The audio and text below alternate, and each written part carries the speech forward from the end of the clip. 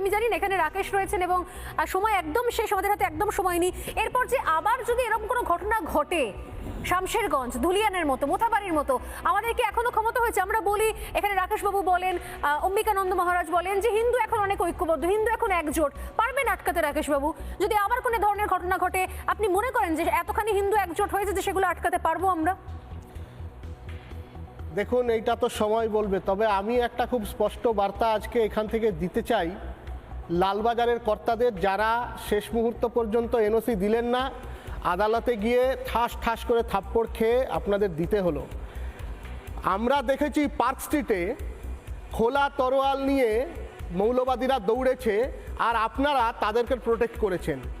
আর আমরা দেখেছি বাংলাদেশে যেদিনকে সেই তথাকথিত নতুন করে আবার বাংলাদেশ স্বাধীন হলো, সেদিন বাংলাদেশের পুলিশের যারা অফিসার রয়েছে, যারা পুলিশের সেন্ট্রি রয়েছে, তাদেরকে স্কিন অ্যালাইভ করা হয়েছে, জীবন্ত অবস্থায় চামড়া ছাড়িয়ে সেতুর সঙ্গে ঝুলিয়ে দেওয়া হয়েছে।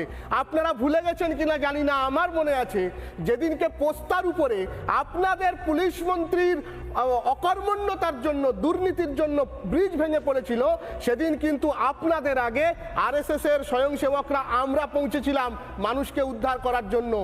ঈশ্বর না করুন সেই দিনটা দেখতে হয় ওই পার্ক স্ট্রিটের মতো ওই লালবাজারের লালবাড়ির উপরে খোলা তরোয়াল নিয়ে আক্রমণ হলো আর আপনারা টেবিলের তলায় মাথা গুঁজলেন। সেদিন যদি কারোর কাছে আপনাদেরকে হাত পাততে হয়, যদি সাহায্যের হুঙ্কার দিতে হয়, তাহলে মনে রাখবেন একমাত্র আরএসএস এর স্বয়ংসেবকরা নিজেদের প্রাণের পরোয়া না করে আপনাদের পাশে গিয়ে দাঁড়াবে। আপনাদের পুলিশ মন্ত্রী কিন্তু সেদিনকে হিজাব পরে ওদের সঙ্গে তরোয়াল নিয়ে রাস্তায় নামবে, আপনাদেরকে বাঁচাতে আসবে না।